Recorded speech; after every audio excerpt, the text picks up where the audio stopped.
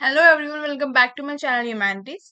This is Ishita और आज हम कवर करने वाले हैं unit number 2 of our book जिसका नाम है इमर्जेंस ऑफ इंडिपेंडेंट स्टेट। ठीक है, अब इसमें हम क्या क्या पढ़ने वाले हैं? मैसूर, हैदराबाद, सिखिज्म, कैसे राइज हुआ सिख स्टेट का, क्या नेचर था सिख पॉलिटी का, और important question at the last. ठीक है, तो सबसे पहले हम देखेंगे राइज ऑफ मैसूर। तो मैसूर जो है कैसे इसका राइज हुआ? तो बेसिकली ये क्या था? सबॉर्डिनेट था विजयनगर एम्पायर का। सबॉर्डिनेट का मतलब क्या होता है? मान लो ये पूरा रीजन क्या है? विजयनगर एम्पायर है। तो इसी का एक रीजन क्या था? मान लो ये क्या है? एक रीजन इलाका, बेसिकली ये क्या था? मैसूर था। ठीक है, अब होता क्या है, ये जब मैसूर एज एन इंडिपेंडेंट, यानी कि विजयनगर का जब डिक्लाइन होता है, जब मान लो ये विजयनगर एम्पायर था, जैसे ये विजयनगर एम्पायर, तो उसके बहुत सारे रीजन थे। जब विजयनगर एम्पायर का डिक्लाइन होता है तो हमें क्या देखने को मिलता है? जो छोटे छोटे रीजन्स होते हैं ना, मान लो ये रीजन हो गया, ये हो गया, ये हो गया, ये एज अ इंडिपेंडेंट जो है इमर्ज हो जाते हैं। हमने देखा था ना फर्स्ट चैप्टर में कैसे रीजनल पावर जो थी इमर्ज हो रही थी, तो ऐसे ही इमर्ज होते हैं। ऐसे ही एक रीजन का नाम पड़ता है मैसूर। ठीक है, जिसमें हमें किसका रूल देखने के लिए मिलता है? वुड्डेयर डायनेस्टी के चिक्कादेव का। ठीक है, और इनके दो इंपॉर्टेंट मिनिस्टर के बारे में का नाम हमें जरूर याद रखना है, ननीराज और देवराज। ननीराज क्या देखते थे? रेवेन्यू और फाइनेंस देखते थे, और देवराज क्या थे? इंपॉर्टेंट मिनिस्टर थे।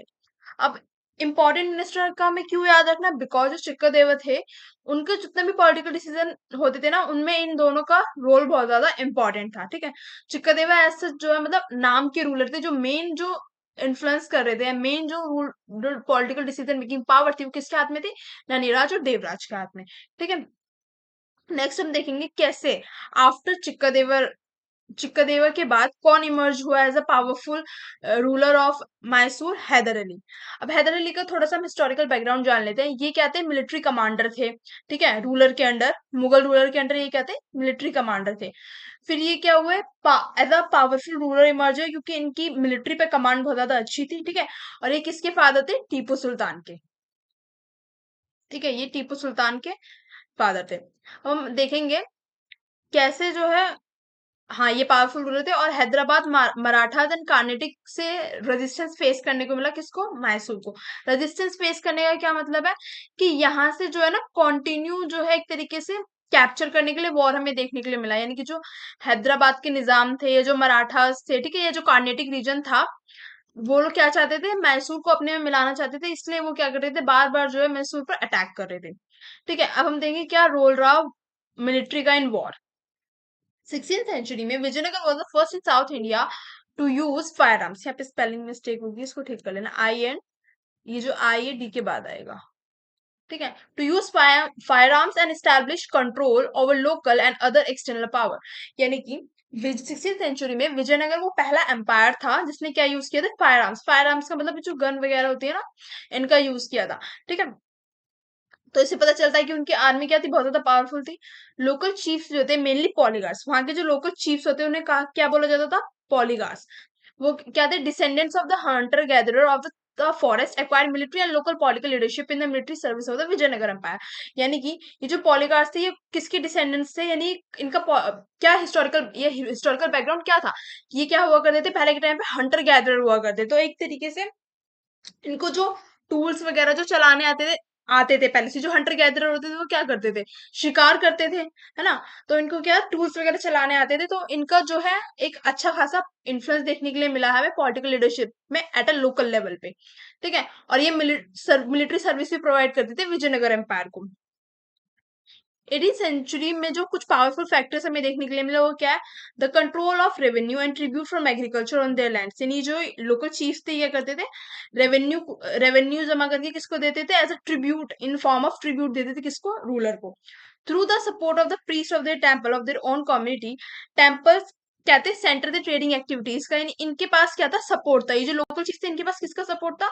जो टेम्पल्स होते हैं, उनके जो पुजारी होते हैं। अब आप पहले के टाइम में देखोगे ना, तो रिलीजन का एक बहुत बड़ा रोल हमें देखने के लिए मिला है। ठीक है, 4th to 5th सेंचुरी के शायद आसपास, हाँ, 4th to 5th to 6th century के आसपास हमें जो है भक्ति मूवमेंट भी देखने के लिए मिला है।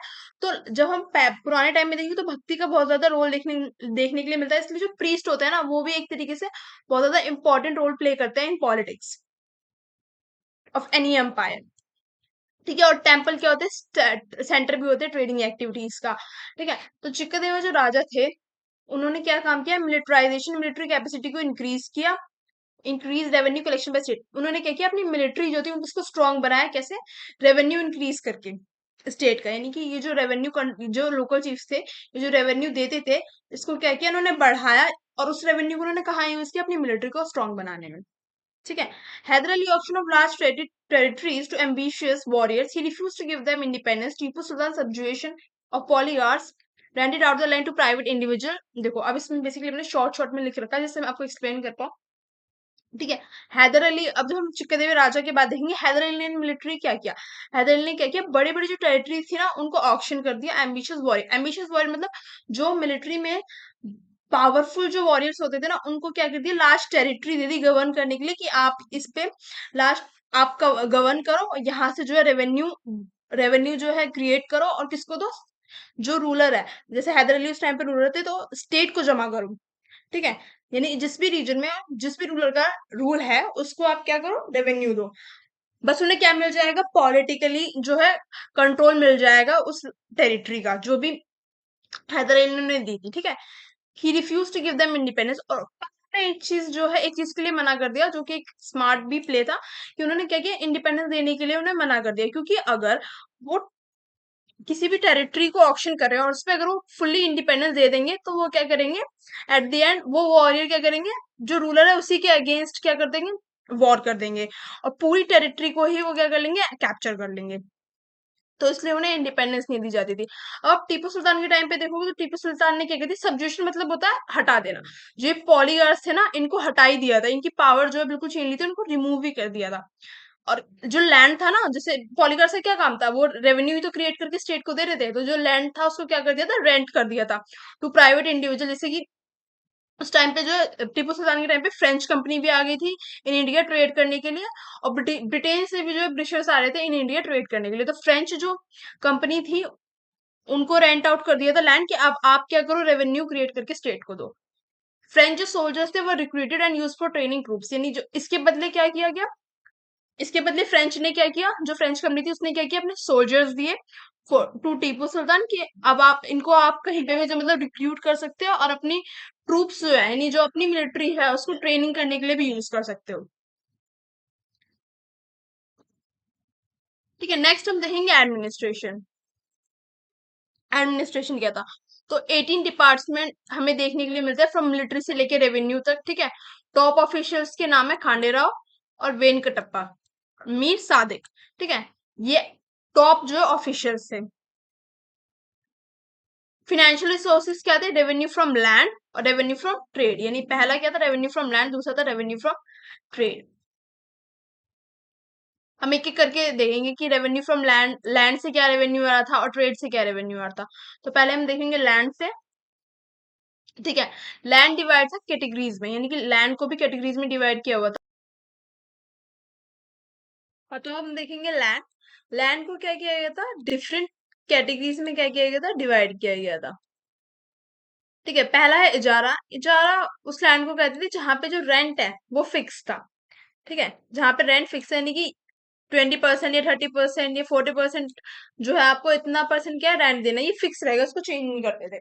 सेकेंड है हिस्सा। हिस्सा में हम क्या देखेंगे कि शेयर दे देते प्रोड्यूस का, यानी जो चीज वो ग्रो कर रहे हैं उसी को जो है वो क्या करते थे, स्टेट को दे देते, यानी जिस भी जो भी रूलर है वहां का उसको दे देते। ठीक है। थर्ड क्या, वाटर्ड लैंड, यानी कि वहां पे भी क्या करते थे, प्रोड्यूस देते थे, यानी जो भी वो प्रोडक्शन कर उगा रहे हैं वो चीज देते थे। ठीक है। ड्राई लैंड, यानी जो सूखा, जो सूखी जमीन होती थी वहां पे जो है money, in terms of money, कुछ मनी जो है बता देते हुए ये अमाउंट आपको जो है पे करना पड़ेगा टू स्टेट। ठीक है। अब इन सब चीजों को, यानी कि इन लैंड्स को कैटेगराइज करने के लिए भी तो कुछ ऑफिशियल्स जो अपॉइंट किए जाते होंगे, जो देखते होंगे कि हाँ भाई ये जो लैंड है वो इजारा के अंडर आएगा, ये जो लैंड है वो हिस्सा के अंडर आएगा। तो लैंड सर्वेस कराए जाते थे प्रॉपर। ठीक है। अमिलदार होता था, जो कि क्या होता था, रेवेन्यू ऑफिसर होता था, जो रेवेन्यू के काम को देखता था। असूफदार होता था, जो कोई भी डिस्प्यूट हो गए, ठीक है, लैंड पे जो भी डिस्प्यूट होंगे उनको देखेगा। जो इंटरमीडिएरीज थी यानी जो इंटरमीडिएरीज यानी कि पॉलीगार्स जो थे टीपू सुल्तान के टाइम पे, उनको क्या कर दिया गया था, रिमूव कर दिया गया था। मैंने जैसा आपको पहले ही बताया कि जो पॉलीगार्स थे उनको क्या कर दिया गया था, रिमूव कर दिया गया था, क्योंकि उनकी पावर जो थी क्या थी, बढ़ती जा रही थी। ठीक है। लैंड रेवेन्यू पॉलिसी, ठीक है, टीपू के अंडर क्या थी कि इंडिविजुअल्स को इनिशिएट किया गया to develop agriculture, free land मतलब टीपू सुल्तान ने क्या किया, फ्री लैंड दिया पब्लिक को, कि जिससे वो क्या करे, इरिगेशन फैसिलिटीज डेवलप करे, ठीक है, या other infrastructure related to agriculture, उसको क्या करे, डेवलप करे।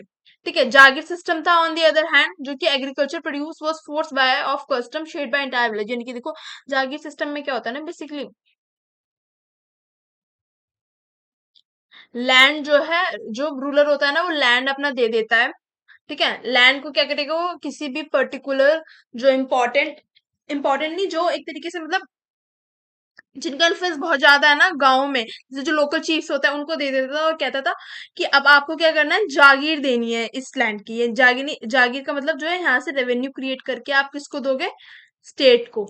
ठीक है। यहाँ से रेवेन्यू क्रिएट करके आप किसको दोगे, स्टेट को दोगे।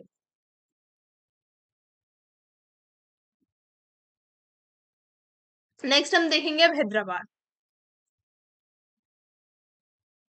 हैदराबाद में जो हम स्टार्टिंग से ही देखेंगे, मुगलों का शासन रहा है। ठीक है। अब इन जो मुगल जो शासन था रहा है, इसके बाद हमें कौन जो है इम्पोर्टेंट जो है इमर्ज होते हुए दिखते हैं पावरफुल लीडर के रूप में, निजाम असफ शाह। ठीक है। निजाम असफ शाह हमें दिखते हैं एज एन इम्पोर्टेंट रूलर, जिनको अपॉइंट किया गया था एज अ सूबेदार बाय एम्परर। यानी कि ये जो मुगल रूलर था, उन्होंने किसको अपॉइंट किया था, असफ शाह को एज अ सूबेदार, कि जो उनकी जब वो नहीं होंगे, ठीक है, बाय चांस वो कहीं वॉर पे गए हुए हैं या, ठीक है, तो उनके बिहाफ पे वो क्या करता था, एडमिनिस्ट्रेशन को संभालता था। ठीक है। Mughal officials remove and install his government, इसने क्या किया, जो मुगल्स के जो ऑफिशियल्स थे यानी जो मुगल रूलर थे, उन्होंने अपने जो ऑफिशियल जो थे एडमिनिस्ट्रेशन में सेटअप कर रखे थे, उनको क्या कर दिया, रिमूव कर दिया, और अपने आदमी जो है वहां पे सेटअप कर दिए।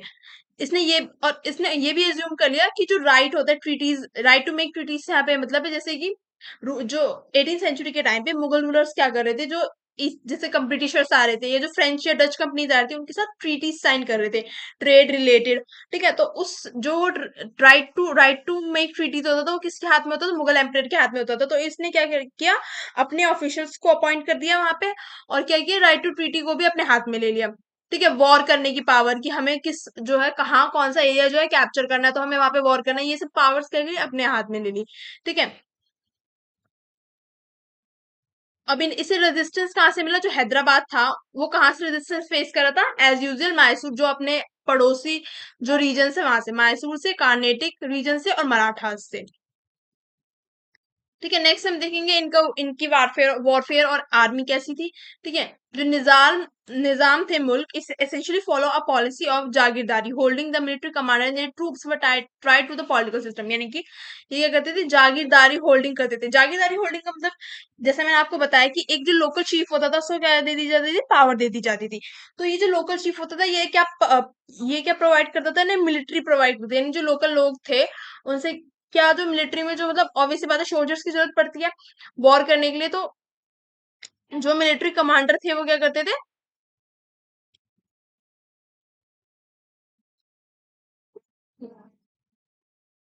मिलिट्री प्रोवाइड करते थे to the state.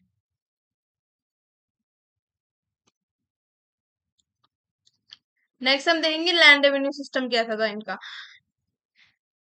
M A नियम ने, यानी एक ही हिस्टोरियन हुए, इन्होंने क्या बोला था कि रेवेन्यू फार्मिंग लैंड इजारा, ठीक है, यानी हमें यहाँ पे भी क्या है, रेवेन्यू सिस्टम देखने के लिए मिला है। ठीक है। फार्मिंग लैंड्स होते थे, वहां से रेवेन्यू कलेक्ट होकर किसको जाता था, स्टेट को जाता था। ठीक है। सेकेंडली हमें क्या देखने के लिए मिला, जिसको हम क्या कहते थे, इजारा। सेकेंडली हमें क्या देखने को मिला, लार्ज नंबर ऑफ पेशकुश जमींदार हमें देखने के लिए मिला है, यानी कि यहाँ पे जमींदार होल्डिंग भी देखने के लिए मिली। जमींदार कौन होते हैं, जिनके पास लार्ज नंबर ऑफ लैंड होता है, यानी बड़े बड़े जो है लैंड जिनके हाथ में कंट्रोल होता है। ठीक है। ये करते थे ट्रिब्यूट देते थे निजाम को। ठीक है। ऑब्वियसली ये भी ये करते थे, एक शेयर जो है अपना, जो रेवेन्यू कमा रहे हैं फ्रॉम their lands, तो एज अ ट्रिब्यूट जो क्या कहते थे, निजाम को देते थे। थर्डली में क्या देखने को मिला था, जमींदार एंड देशपंच, यानी जो लोकल विलेज चीफ्स थे वो भी क्या करते थे, लैंड रेवेन्यू पे करते थे किसको, स्टेट को। अभी रेवेन्यू भी जो है फिक्स ये रेवेन्यू क्या है, सपोज किया जाता है कि 50% जो है आपको देना पड़ेगा, बट ये प्रोपोर्शन हमें यूनिफॉर्मली देखने के लिए नहीं मिला, यानी कि यूनिफॉर्मली जो है सब लोग 50-50% नहीं दे रहे थे, यानी कोई जो है कुछ परसेंट अमाउंट दे रहा है, कोई कुछ परसेंट अमाउंट दे रहा है, ठीक है। इसलिए लेटर ऑन जो है यहाँ पे रेवेन्यू जो है डिक्लाइन होता हुआ भी दिखा है, ठीक है। और जागीरदार जो थे उनकी पावर स्ट्रांग होती जाती है, क्योंकि ये क्या करते हैं, हेरिडेटरी जो है पोजीशन एक्वायर करते हैं, यानी कि मान लो अभी कोई हेड है, ठीक है, अभी कोई हेड है, उसके बाद जो है उसका बेटा क्या कर लेता था, उसकी पोजीशन ले लेता, तो एक तरीके से ये पावरफुल फोर्स जो है इमर्ज हो रहे थे। नेक्स्ट हम देखेंगे वकील्स। अभी वकील्स क्या टर्म है, मतलब ठीक है, इनका क्या काम होता था, तो वकील्स क्या थे, adding the process of grabbing wealth and power with network of intermediate clients या इंटरमीडिएट बिटवीन नोबल्स एंड निजाम। वकील acted on the basis of interest of individual were powerful only till pattern, यानी कि वकील एज अ इंटरमीडिएट, ठीक है, किसके बीच में जो है ये आते थे, नोबल्स और निजाम, यानी कि जो निजाम और नोबल है इनके बीच में किसी भी चीज को लेकर डिस्प्यूट होता था, तो कौन रिजॉल्व कराता था, वकील, ठीक है। इनका क्या काम था, इश्यूज को रिजॉल्व कराना।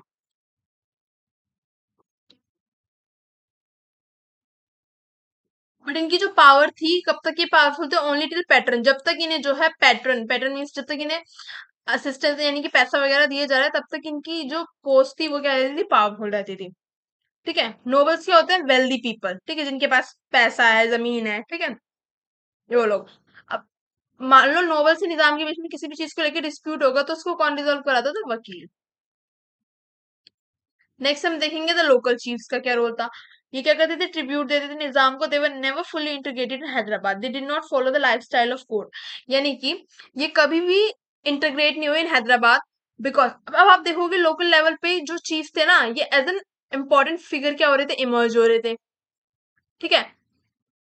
तो इन्होंने कभी भी अपने आप को ना हैदराबाद से जो है कनेक्टेड नहीं समझा, मतलब ये अपने आप को हमेशा पहले से ही जो है इंडिपेंडेंट जो है देखते आ रहे थे, कि हम जो हैदराबाद से क्या है, इंडिपेंडेंट है, अलग है, ठीक है। इसलिए ये कोई भी जो कोर्ट का जो ये जो भी रूल्स एंड रेगुलेशन थे, इसको फॉलो नहीं करते थे। जैसे कि कोई भी डिस्प्यूट होगा तो ऑब्वियसली बात है वो कोर्ट में रिजॉल्व होगा, जो भी हैदराबाद का कोर्ट होगा, ठीक है।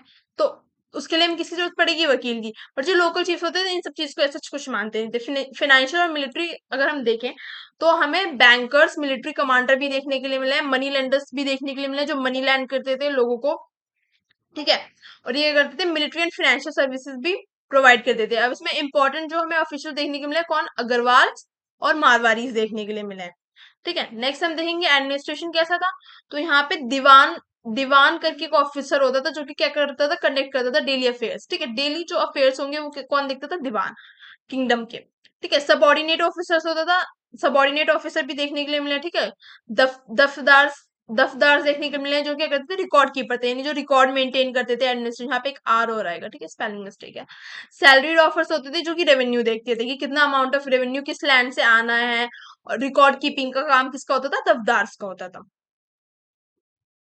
ये कुछ इंपॉर्टेंट ऑफिशियल्स हैं, इनके नाम याद रखने और उनका क्या काम है ये भी याद रखना है, बिकॉज एग्जाम में जो है लिखना पड़ता है। अब हम देखेंगे सिखिज्म कैसे राइज हुआ, ठीक है। तो पंजाब में 15 टू 16 सेंचुरीज में हमें सीरीज ऑफ रिफॉर्म मूवमेंट देखने के लिए मिला है, मुगल्स के अगेंस्ट, और जो ब्रिटिशर्स आ रहे थे ना, ब्रिटिशर्स तो 18 सेंचुरी में आए हैं, और जो मुगल्स के अगेंस्ट जो है रेजिस्टेंस देखने के लिए मिला, रिफॉर्म देखने के लिए मिला है, ठीक है। यानी वहां की जो पॉपुलेशन थी वो चाहती नहीं थी कि मुगल जो है उनपे क्या करे, रूल करे, ठीक है। अभी जो सिखिज्म है, इस सेक्ट के फाउंडर कौन है, इस सेक्ट के फाउंडर है गुरु नानक, ठीक है। और जो भी सिखिज्म को फॉलो करता था उनको क्या कहते थे, सिक्स, ठीक है, सिख कहते थे बेसिकली, या जो भी सिखिज्म में पैदा होता था उसको क्या कहते थे, सिख कहते थे। Guru Nanak succeeded by a long line of 9 gurus, यानी गुरु नानक के बाद जो है 9 इंपॉर्टेंट गुरुज जो हुए हैं सिख में, सिख रिलीजन में, जिन्होंने क्या किया, भाईचारा बनाए रखा है, और पावरफुल फाइटिंग फोर्स क्या किए, तैयार किए हैं, जिनको हम किस लिए तैयार किए पावरफुल फाइटिंग फोर्स, जिससे वो मुगल्स के अगेंस्ट लड़ सकें। अब हम देखेंगे गुरु आनंद ने क्या किया, डेवलप की, गुरु आनंद जी ने क्या डेवलप की, स्क्रिप्ट डेवलप की गुरुमुखी, ठीक है। गुरु रामदास जी ने क्या की, फाउंडेशन ऑफ अमृतसर रखी, ठीक है, यानी अमृतसर को, अमृतसर में जो टेम्पल है, गुरुद्वारा है बेसिकली, उसको बनवाना स्टार्ट किया। गुरु अर्जुन देव जी ने क्या किया, आदि ग्रंथ जो इनका बेसिकली सेक्ट है रिलीजियस, उसको क्या किया, कंपाइल किया। गुरु हरगोविंद जी ने क्या किया, ट्रेन किया सिक्स को in military art and warfare warfare में। ठीक है, लेटर ऑन जो है हमें हमें देखने के लिए मिला जो गुरुशिप थी। ठीक है, यानी ये जो 9 गुरुज है, ये लीनियज को कंटिन्यू करते हुए कौन इंपॉर्टेंट जो है इनके लीडर देखने के लिए, बंदा और बैरागी, जिसको बंदा बहादुर, इनको बंदा बहादुर भी कहा जाता था। ठीक है, इन्होंने 8 साल लॉन्ग जो है जर्नी जो है अगेंस्ट किसके तय की, मुगल्स के, यानी मुगल्स से 8 साल तक लड़ते रहे। एट द एंड इनको जो है मार दिया गया बाय मुगल्स। अब ये कैसे जो है, क्यों इमर्ज हुए सिख जो सेक्ट है, कैसे इमर्ज हो पाया, जब मुगल से इतने पावर थे, जो 18th सेंचुरी तक आते आते जो मुगल एम्पायर की पावर थी वो वीक होती जा रही थी। ठीक है, जैसे कि मैंने पहले ही बताया कि इन्वेजन इन्वेजन वो फेस कर रहे थे, फर्स्ट चैप्टर में पढ़ा, हमने पढ़ा कैसे वो इन्वेजन फेस कर रहे थे, नादिर शाह से, अहमद शाह से, शाह अब्दाली से। ठीक है, मरा और इवन रीजनल पावर से भी, मराठा से, ठीक है, मैसूर से, कार्नेटिक रीजन से, ठीक है, हैदराबाद से, कैसे उन्हें इन्वेजन देखने के लिए मिल रहे थे। तो इस वजह से क्या होती है, पॉलिटिकल इंस्टेबिलिटी क्रिएट हुई, पॉलिटिकल वैक्यूम क्रिएट हुआ, जिससे ये रीजनल लेवल पे ये जो छोटे छोटे किंगडम्स है ये इमर्ज हुए। ठीक है, हम नेक्स्ट देखेंगे, Sikh organise into numerous small and highly mobile bands called jathas. ठीक है, सिक्स, ये जो सिख कम्युनिटी, 3 लोगों ने क्या किया, ये स्मॉल स्मॉल स्मॉल ग्रुप्स में क्या करने लगे, अपने आप को ऑर्गेनाइज करने लगे, जिनको क्या कहने लगा, जाठा। ठीक है, जिनको कौन कमांड करता था, आई मीन ये जो ग्रुप, ये कम्युनिटी बना रहे थे, इनको कौन कमांड करता था, एक जाठेदार कमांड करता था। और ये कब मिलते थे, बैसाखी जैसे ओकेजन पे, दिवाली पे। ठीक है, 12 लार्ज रीजनल लोकल चीफ्स जो हमें देखने के लिए मिले हैं, इनकी मतलब पर्टिकुलर सिक्स में। ठीक है, पहले कौन है, आलूवालिया, उनमें से कुछ है, मतलब द भांगीस, द रामगरियास, द कन्हायास और द कपूरथलास। ठीक है, ये इंपॉर्टेंट रीजनल लेवल पे, लोकल लेवल पे चीफ देखने के लिए मिला है। और अगर हम वैसे देखें इंपॉर्टेंट तो वो कौन थे, बंदा बहादुर जैसे हो गया और बैरागी हो गया। ठीक है, अब नेक्स्ट देखेंगे हम रंजीत सिंह जी। ठीक है, ये एक बहुत इंपॉर्टेंट रूलर हुए हैं इन सिक्स।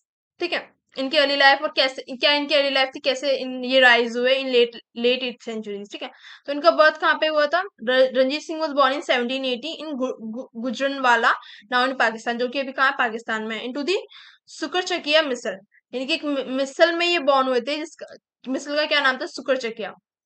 ये one of the prominent Sikh थे। ठीक है, इनके फादर का क्या नाम था, महासिंह, जो कि लीडर थे मिसल के।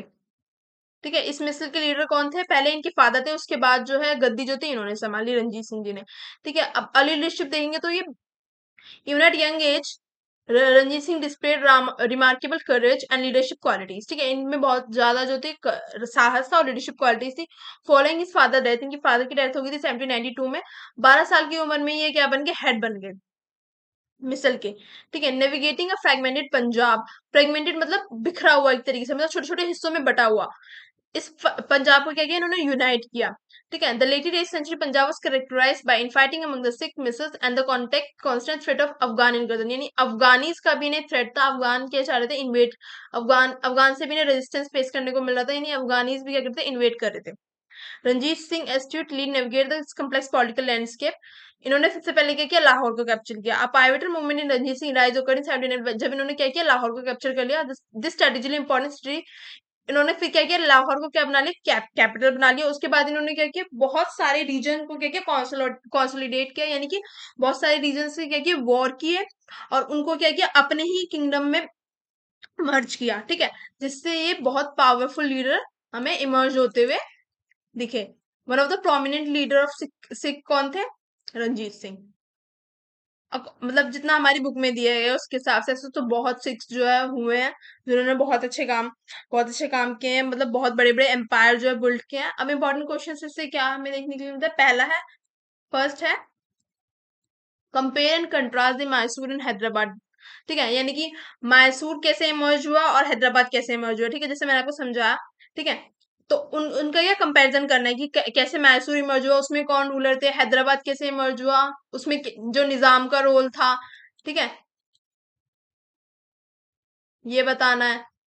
और इसमें क्या बताना है, मैसूर के जो रूलर थे कैसे, पहले जो है ये जो विजयनगर, मैसूर जो है वो क्या विजयनगर का एक सबॉर्डिनेट है, ठीक है। उसके बाद किस रूलर का इसमें राजा था, कैसे वहां का एडमिनिस्ट्रेशन था, मैसूर के एडमिनिस्ट्रेशन को हैदराबाद के एडमिनिस्ट्रेशन से कंपेयर करना है, यहाँ के जो मतलब मिलिट्री कमांड जो मिलिट्री है उसको हैदराबाद से कंपेयर करना है, बेसिकली इसमें कंपेरिजन हमें बताना है, ठीक है।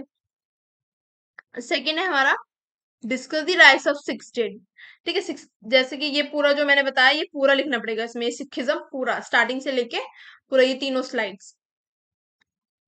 Third the discuss the growth and consolidation of the मैसूरी state, इसमें जो है ये स्टार्टिंग का पूरा, ये स्टार्टिंग में हमने देखा था ना यहाँ से लेके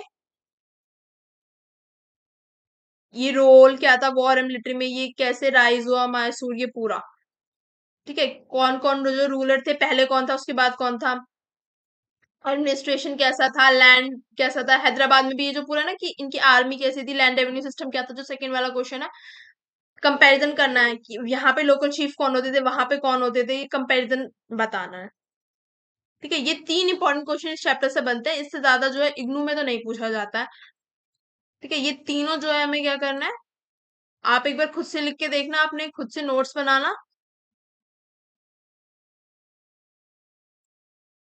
मैं ये चीज और बता दूं कि 20 मार्क्स का एक क्वेश्चन होता है, तो इन डिटेल ही आपको लिखना है, और अपनी लैंग्वेज में लिख सकते हैं आंसर।